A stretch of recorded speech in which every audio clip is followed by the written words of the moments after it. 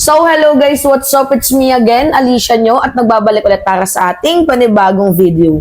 So ngayon nga po mga minamahal, merong pinapakalat na chismis, itong pugante, itong fugitive na si former spokesperson Harry Roque. Well, ano pa nga ba ang aasahan natin? Sa madaling sabi, siya din naman yung nagpakalat ng video na gumaganon daw itong si PBBM, yung AI video. Tapos, siya din yung nagchismis noon, diba, na itong ating presidente ay meron daw pong sakit. So, para daw mapatunayan ni PBBM na wala daw po siyang sakit, dapat daw po, magpa-check up daw ang ating presidente. Diba dapat kapag nag-aakusa ka, ikaw yung may hawak ng ebidensya. Kung sa tingin mong may sakit ang ating presidente, diba, dapat meron kang hawak man lang na papeles na nagpapatunay na meron siyang sakit at hindi niya na kayang pamunuan ang bansang Pilipinas. Kaso ang gusto mangyari ni Harry Roque, magpa-check up daw si PBBM. Yan yung gusto nilang mangyari, tinitest nila na magpa-check up at patunayan daw ni PBBM na wala siyang sakit. Na in the first place, ikaw yung nag-akusa, diba dapat ikaw yung may malalim na ebidensya. Now, alam niyo naman yung issue na na-impeach itong si Vice President Sara Duterte at syempre hindi yun matanggap nila Harry Roque. Kung kaya't gumawa ng chismis, gumawa ng issue, wala issue maker talaga sila, wala na tayong magagawa doon. Gumawa ng issue. Itong si Harry Roque, na kesyo daw po, mga minamahal, si Vice President Sara Duterte daw po ay isa daw pong balakid sa pagka-presidente ni Romualdez at ni Sandro. Yan yung balita kita ninyo. Balakid daw po sa pagka-presidente ni Romualdez, Sandro Marcos. Yan po yung sabi ni Harry Roque. Like, paano mo nalaman na tatakbong presidente itong si House Speaker Martin Romualdez? At paano mo nalaman na tatakbo bilang presidente itong si Sandro Marcos? Hindi pa nga natatapos yung termino ni PBBM. Diba? Nagigets ninyo? At ano din ang magiging benepisyo ni PBBM kay Vice President Sara Duterte na in the first place, mga minamahal, hindi na siya makakatakbo bilang presidente ng bansang Pilipinas. Alam nyo, one term lang po ang presidente. Diba? Basahin natin dito. Ibinunyag ni dating presidential spokesperson Harry Roque ang plano di umano ng mga Marcos na manatili sa posisyon kung saan kapag natapos umano ang termino ni Pangulong Bongbong Marcos ay inaasahan nilang pumalit si House Speaker Martin Romualdez. Aniya pa, ang susunod naman kay Romualdez ay si presidential son at Ilocos Norte Representative Sandro Marcos. Yan po yung balita mga minamahal ng Abante News Online. Ito ngayon nakakatawa ang lakas magsalita sa Facebookan, diba? Ang lakas magsalita sa YouTube, sa kanyang Facebook account, na what if sana umuwi ka na lang na bansang Pilipinas? Well, kung sa bagay, may warrant pa naman to. Paano to makakauwi? Diba? At saka paano niya nahulaan? Rudy Baldwin ba to? Diba? Gumagana na naman ang kanyang pagiging bungangere, no? Alright, panood natin sa inyo, Panood natin, pakinggan ninyo. Itong araw na ito, kasi nga, nabaliwala yung mandato na binigay ng 32 million sa ating VP Sara. Paano nabaliwala yung mandato ng 32 million na binigay kay VP Sara Duterte ay yung impeachment in the first place is a rule of due process yan para alisin ang isang highest public official na nananamantala sa ating gobyerno at sa mamamayang Pilipino.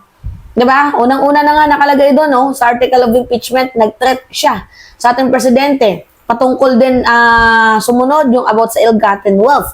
Sumunod, confidential funds. Diba? So, paano hindi naging makatwiran yon? Harry Roque, matanong nga lang sa'yo, paano hindi naging makatwiran yon? Paano nabaliwala yung 32 million votes kay VP Sara Duterte karapatan ng mga Pilipino, diba, na maghayag ng kanilang saloobin? At syempre, nakinig din siguro yung mga nandyan sa House of Representatives, pinakinggan yung boses ng kanilang lungsod patungkol nga po dito sa gumugulong na impeachment laban kay Vice President Sara Duterte. Alright, pakinggan natin. At bakit? Dahil alam naman natin na ito ay sangayon din sa plano ng administrasyon ng Marcos Forever na manatili sa kapangyarihan. Wow, nag-brand na agad ng Marcos Forever. Paano mo nalaman ng Marcos Forever? Si PBBM, Marcos, si Romualdez naman ay Romualdez. Di ba? Paano mo nasabing Marcos forever? Yan kasi ang hilig nila mga minamahal magbintang. Di ba? Ako, hindi ko nagigets yung punto ni former spokesperson Harry Roque. I don't know kung dala lang ba to ng kanyang kabitiran dahil isa na siyang pugante, na ideklarang pugante at hindi na makauwi ng bansang Pilipinas. Kung kaya tingnan ninyo, mga minamahal, kung ano-ano na lang yung binoboses diyan sa social media. 'Di ba? Marcos forever. Ano yung, bakit? Si PBBM ba tatakbo ulit bilang presidente para nasabi mong Marcos forever? Kasi kung tatakbo ulit si PBBM tatakbo ulit bilang presidente, di Marcos forever na nga. Kaso mga minamahal, one term lang ang pagka-presidente. So, paano niya nasabi na Marcos forever? Di ba? Ako din yun. Oo. Kung hindi magtatagal ang kung matatapos ni ni PBBM ang kanyang termino, ang gusto nilang pumalit ay si Tambaluslos. At matapos si Tambaluslos, yung Sandro Marcos. Marcos forever. And the way to do it is, siraan na ng gusto ang number 1 na balakid na walang iba, hindi si Inday Sara Duterte. Balakid. Okay. Nagigets natin yung punto na malakas kasi kuno. According kay Harry Roque, itong si VP Sara Duterte. Kaya ang gusto nilang mangyari, ma-impeach. Mga minamahal, ang impeachment po hindi naman binaraso. Dito kay Sara Duterte, may mga grounds, may mga naging basihan kung bakit gusto siyang ma-impeach. Nakalagay yan sa article of impeachment. Basahin mo. Bakit hindi mo basahin, Harry Roque? At beside, kung talagang walang kasalanan, itong si VP Sara Duterte, sana sa impeachment trial, dumalo siya. Kasi sa ating naaamoy, mga minamahal, sa ating basa, mukhang hindi dadalo sa impeachment trial, itong si VP Sara Duterte.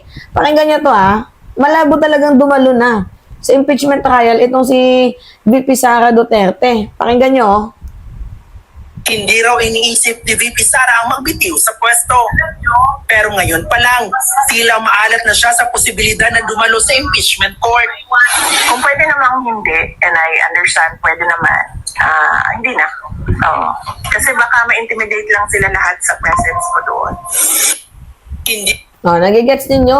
Hindi daw siya dadalo kasi ang reason niya, baka daw ma-intimidate yung mga tao doon sa kanya. Like, ang lakas naman ng apog mo. Ang lakas naman ng hangin mo. Like, paanong ma-intimidate? Sino yung ma-intimidate sa'yo? Yung mga prosecutor? Yung mga senator judge? Yung chief justice? Like, paanong ma-intimidate? Diba? Or baka naman gusto niya lang i-intimidate yung mga tao sa kanya. Diba? Like, feeling malakas siya, pero deep inside, durug na yan. Mga minamahal. Diba? Nagigets ninyo? Continue tayo. Bakit na walang iba, hindi si Inday Sara Duterte? Well, antayin natin ang hagupit ng taong bayan. Antayin natin ang husga ng taong bayan doon sa mga 215 na kongresistang lumagda. Okay? Antayin daw, nagbanta pa si Harry Roque. Antayin daw yung hagupit ng 250 na kongresista.